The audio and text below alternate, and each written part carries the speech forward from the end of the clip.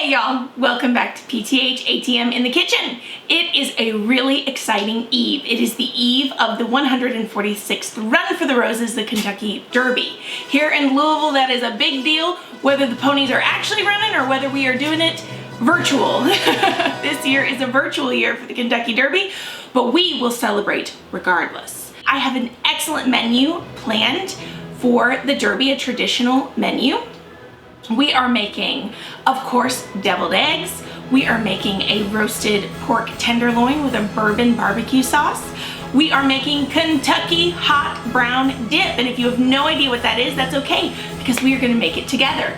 I am also going to make a chocolate derby pie and of course a mock mint julep. And I'm excited about the mock mint julep because we had to hack it a little bit. Can you believe on the eve of the Kentucky Derby in Louisville, Kentucky, I could not find fresh mint? We did get something mint and we're gonna hack that mocktail and it's gonna be fantastic. Kentucky Derby week has all the things Southern girls love. We are talking tradition. We're talking beautiful horses, crowds of folks eating fabulous food, drinking mint juleps, wearing hats, and I mean, it's got all kinds of fashion, y'all. So I think the Derby checks a lot of boxes for a Southern gal. So that's probably the reason that I love it so much. I would like to cook with you the Kentucky favorites, the traditional Derby food. So that way maybe if you've got them in your pantry, the ingredients, you never know, you can cook up a Derby favorite and watch those virtual horses run. We are going to make our chocolate Derby pecan pie. Now when John and I were in Sweden, I was missing home and I was missing the South, and so he ordered me Reese Witherspoon's cookbook, Whiskey in a Teacup, which is amazing. It's the very best cookbook for a Southern gal. And Reese, thank you so much for this. I love it. We've cooked a lot of stuff in it, and it definitely did my heart good to have when we were overseas. And I am actually going to use Reese's chocolate derby pecan pie, and I have all my ingredients measured out, ready to go, so we can make this fast and easy together. Okay, so we are gonna start with 3 large eggs in my bowl. Now, if you've ever made a pecan pie before, I know everyone's got their favorite recipe that their grandma passed down to them, but this is different. This is Derby pie, meaning it's got chocolate. It's a chocolate pecan pie. We are now going to put 1 stick of unsalted butter melted right in there with our eggs. We're making sure that butter's not too hot. No scrambled eggs here. Now, we are going to whisk in, this is 2/3 cup all-purpose flour. Now this is gluten-free flour because we are gluten-free in this house if you haven't figured that out yet. But the recipe does call for just regular all-purpose flour.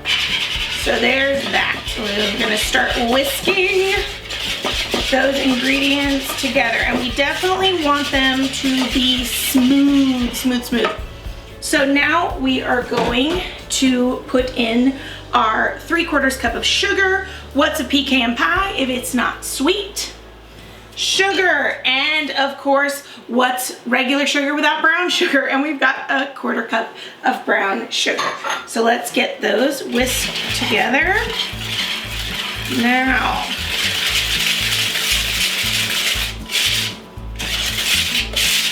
so those are looking nice and smooth. We are going to put in a teaspoon of cinnamon.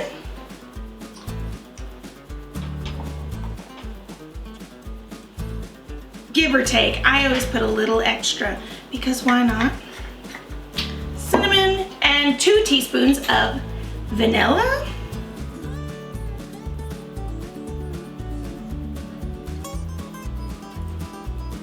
So we need to whisk this until it is smooth, which it looks like it is.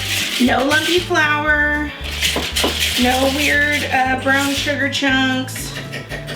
Nice and smooth. It smells awesome. It actually kind of smells like cookie dough. I think it's that flour, brown sugar, egg situation. It smells a little like cookie dough. We're gonna get all this off our whisk because we don't want to lose any of it. This is 1 cup chocolate chips into the bowl and 1 cup of pecans. pecans, because pecans, depending on where you are from in the South, I highly recommend just toasting your pecans, any nut you're using, in the oven for about 10-15 minutes on 350 usually. You can smell them. Make sure you sift them around. It just makes them twice as good as they already are. We're gonna put that in our bowl. Let's get this mixed together, and then that is going to go in our pie crust. I got this all mixed together. Look how beautiful that is. It's beautiful, smells good, and it's gonna bake up beautifully. So here we go. We are going to fill our pie crust with this beautiful filling.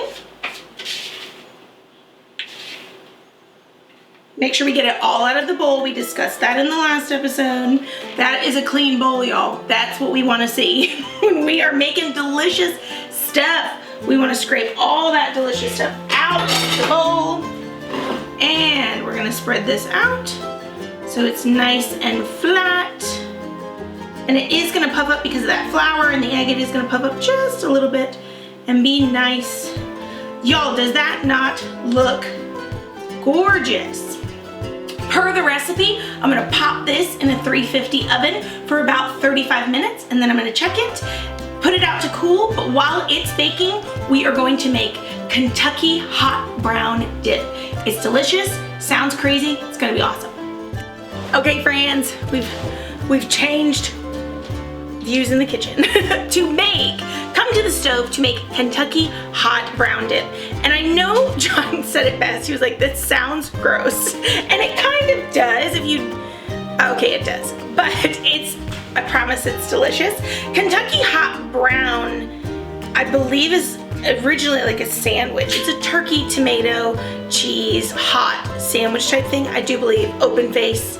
I've never actually made the traditional Kentucky hot brown, so forgive me, people from Kentucky. But we have found we really love the Kentucky hot brown dip, which was some mama's take on it to feed a crowd, and I love her for it. We are going to use a recipe from Southern Kitchen, and I've got all my ingredients, and we're gonna just work through it pretty quickly. So, I have already pre-cooked up some bacon, let that cool, gotten it all chopped up.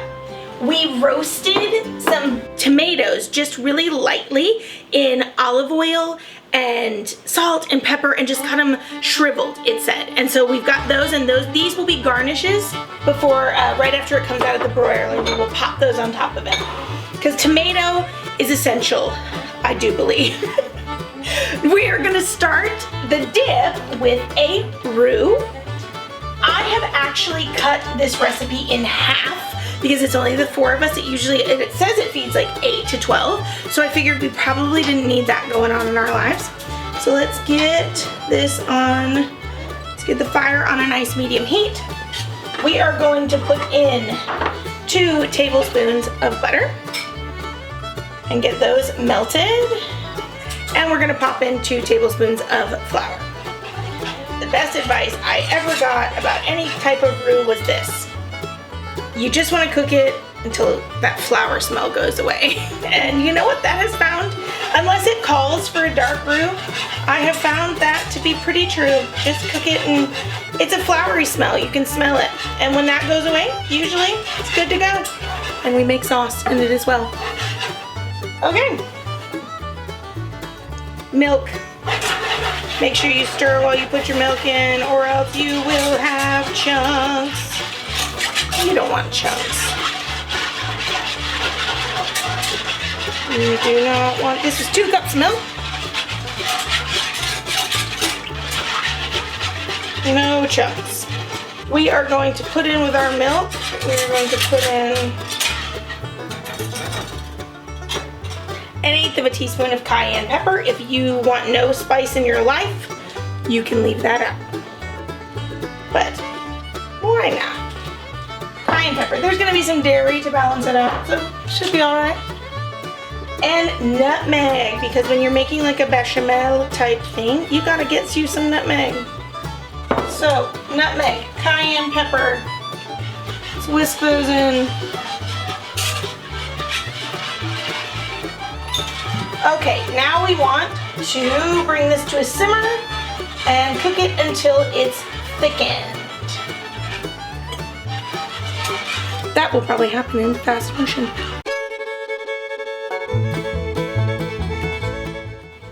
So our bechamel is getting nice. It's gotten nice and thick. It's simmering.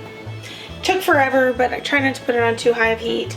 We took the pie out of the oven and it looks gorgeous. Absolutely gorgeous. So what we're gonna do now is once it gets nice and thick, let's turn the heat off. And we are going to stir in most of this cheese. And this is a sharp cheddar. I'm gonna leave some to put on the top for it to go into the broiler. So let's get this cheese stirred up. This is about 2 cups of turkey. You want there to be plenty of turkey in your dip. It's kind of the heart of the dip here. Stir this up. Get it nice, everything nice and coated, get it nice and even. It is going into a baking dish. I'm going to put it under the broiler and then we will top it with bacon and tomatoes. This is a dish I'm making. Fresh cracked pepper on the top, a little coarse sea salt. We're gonna put the rest of our cheese so that the broiler has something to broil. And I don't want my bacon to get too overcooked, but I am gonna go ahead and throw some of these tomatoes on the top. I don't want them to get too broiled, but I do want them to warm up just a little bit. I'm gonna pop this into the broiler until it is bubbly and golden on the top. Top it with bacon and tomatoes, and we will eat it because it will be delicious. So we have almost hit the finish line of our fabulous Derby Day food extravaganza. What is a Derby celebration without a mint julep? We looked up a great mock mint julep. And this is kind of a hybrid of 3 different recipes. We will post you our inspiration that we found. Like I said before, if you can imagine it, on the eve of Derby Day, I could not find a sprig of fresh mint in all of Louisville, Kentucky. What happened, Louisville? So, John comes home with an idea, and he hands me 2 jars of classic mint jelly. At first, I was horrified. I was like, no, this is not acceptable. There can be no mint julep or mock mint julep without fresh mint. Well, he takes to the internet and finds out that you can make a mint julep without fresh mint. You can actually use mint jelly. So that is what we have done. Mint jelly in a pot with 2 cups of water. And you have, take a look at that, this, I don't know if it's coming through quite right, but this fabulously green, minty, simple syrup that is gonna work fabulously. So while we are hacking away at this mock mint julep, I've got lemon juice, I've got our classic mint jelly, simple syrup, I have ginger ale. Lo and behold, I think John and I spent too much time in Europe because we do not have any ice in our house. Go figure. Again, you cannot have a mint julep without ice. And as opposed to running out of the house like we would normally do and grabbing ice, we had watermelon. Because we love watermelon, go to the store. Watermelon is in the store right now. Please go pick up 1 or 2. Watermelon is good for you and fabulous. So go to the store, buy a watermelon. We are gonna make watermelon cubes because in John's recipe hunt, he did find a watermelon mint julep. So here we are with our watermelon ice cubes. So I'm gonna load up these glasses with watermelon ice cubes. They freeze really nice, and what a fabulous treat. Minty, ginger ale watermelon cubes.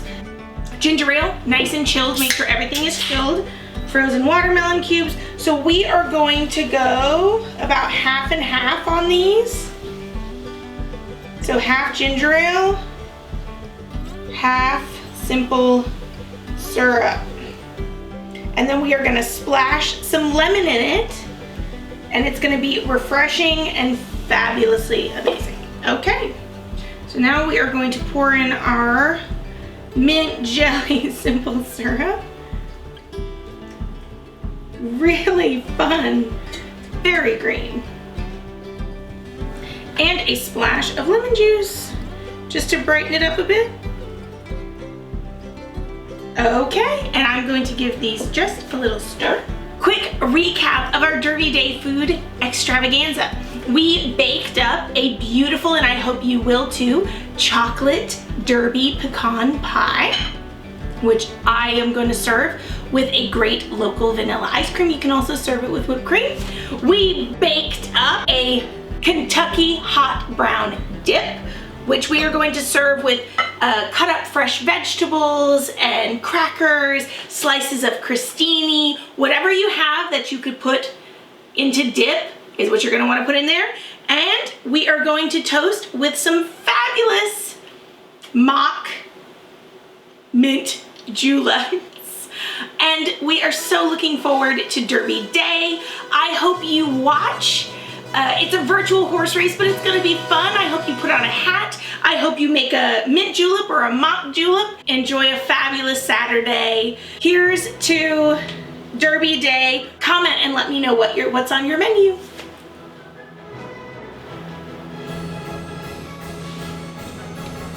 Dang, these are really, really good. If you enjoy cooking with me and watching all that goes on at PtHatM, please make sure you subscribe to the channel. Hit that like button, comment. We would love to hear it. We would love to chat with you. And make sure you click the bell, do all the things.